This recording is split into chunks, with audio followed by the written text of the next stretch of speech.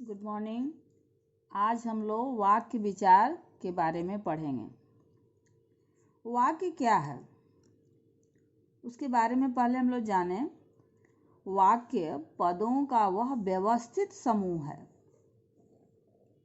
जिसमें पूर्ण अर्थ देने की क्षमता अथवा सामर्थ्य होता है। यह भाषा के 3 अंगों वर्ण, शब्द और पद का सबसे महत्वपूर्ण अंग है। किसी शब्द के निश्चित अर्थ का ज्ञान उसके वाक्य में प्रयोग होने के बाद ही होता है। वाक्य भाषा की अपने आप में पूर्ण स्वतंत्र और सार्थक इकाई है। वाक्यों की सहायता से मनुष्य अपने मन के विचारों एवं भावों को अच्छी तरह से समझा पाता है और प्रकट कर पाता है। वाक्य के बारे में हमने इतनी सारी बातें बताई हैं। वाक्य पद का व्यवस्थित समूह है जो पूर्ण अर्थ देने की क्षमता रखता है, सामर्थ्य रखता है।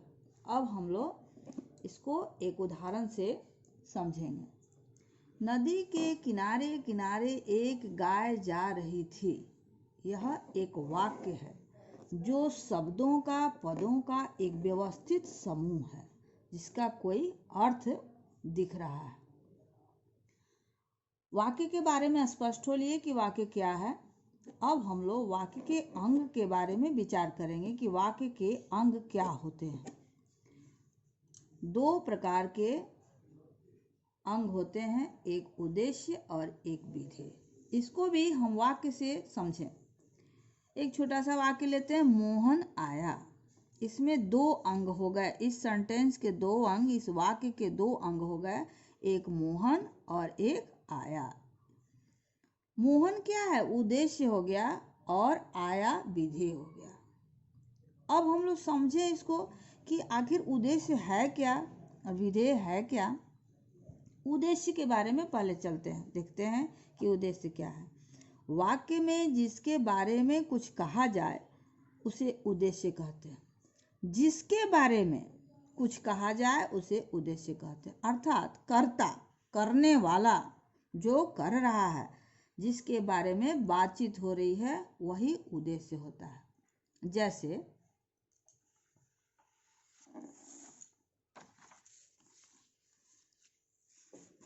मोहन कविता पढ़ता है। ध्यान दीजिएगा, सूरज चमक रहा है। झांसी की रानी ने अंग्रेजों से युद्ध किया। गाय घास चर रही है। इन पंक्तियों में जो रेखांकित हैं, जो हम अंडरलाइन किए हैं, जो रेखांकित किए हैं, उस पर ध्यान दीजिए। यहाँ मोहन जो यहाँ है, सूरज जो दूसरे पंक्ति में है, झांसी की रानी तीसरे पंक्ति में है और गाय के बारे में, और गाय ये चौथी पंक्ति में हम बात कर रहे थे। इनके विषय में बताना ही हमारा उद्देश्य था कि मोहन क्या कर रहा है, सूरज क्या कर रहा है, झांसी की रानी ने क्या किया, गाय क्या कर रही है। इनके विषय में बताना ही हमारा उद्देश्य था। इसलिए वाक्य के इस भाग को हम उद्देश्य कहते हैं। समझ गए आप लोग? जिसके बारे में कुछ कहा जाए, जिसके बारे में हम कुछ बता रहे हैं, वही उद्देश्य होता है। उद्देश्य का विस्तार भी होता है जिसको हम आगे स्पष्ट करेंगे। अब हम लोग विधेय की ओर चलते हैं। उद्देश्य के विषय में जो कुछ कहा जाता है वह विधेय होता है। ध्यान से समझिए, जिसके बारे में हम कुछ कहते हैं वो उद्देश्य हो गया, और उद्देश्य के विषय में हम क्या कह रहे हैं, ये चीज विधेय होता है। इसको हम उदाहरण से स्पष्ट करते हैं। मोहन, पहली पंक्ति उद्देश्य का ही यहाँ पर हम ला करके बता रहे हैं आपको। मोहन कविता पढ़ता है में मोहन उद्देश्य हो गया, लेकिन कविता पढ़ता है ये विधेय हो गया। मोहन के बारे में क्या कहा जा रहा है? उद्देश्य के विषय में जो कुछ कहा जाता है, तो मोहन के बारे में कहा जा रहा है कि कविता पढ़ता है, तो ये कविता पढ़ना जो है ये विधेय हो गया। मधुर चाय बना रहा है। मधुर जो है वो करता है, उद्देश्य है, और क्या कर रहा है उसके विषय में हम क्या कह रहे हैं मधुर के बारे में, तो चाय बना रहा है, यह विधेय हो गया।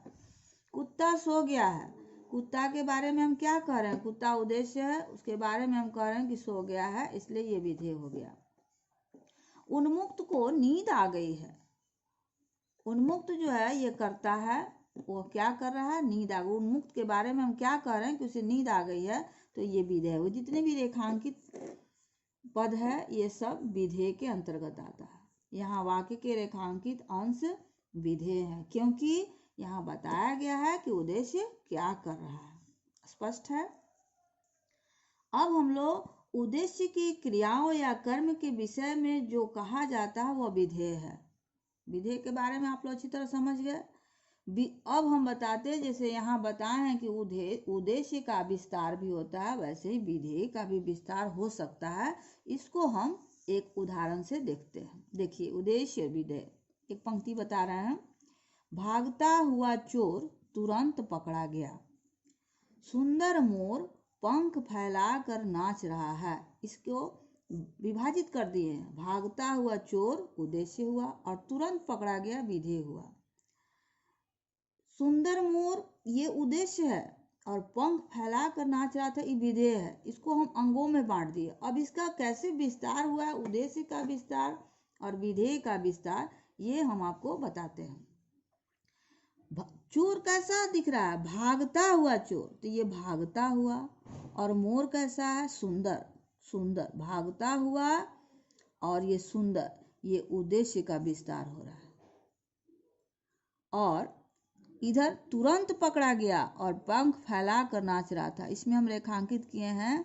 ये विधेय में ये काम कैसे हो रहा है, पकड़ाया कैसे, तो तुरंत, और नाच कैसे रहा, तो पंख फैला कर। तो ये तुरंत और पंख फैलाकर, ये दोनों शब्द जो है विधेय का विस्तार है।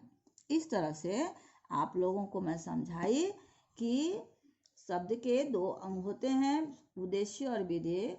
उद्देश्य किसे कहते हैं, विधेय किसे कहते हैं, और उद्देश्य का कैसे विस्तार होता है, विधेय का कैसे विस्तार होता है। आगे की बातें हम लोग इसके भेदों को आगे के वीडियो में पढ़ेंगे। धन्यवाद।